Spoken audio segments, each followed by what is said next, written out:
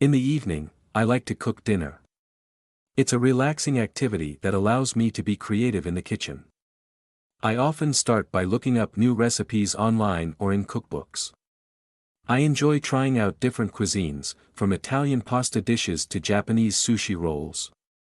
Once I've chosen a recipe, I gather all the necessary ingredients and start cooking.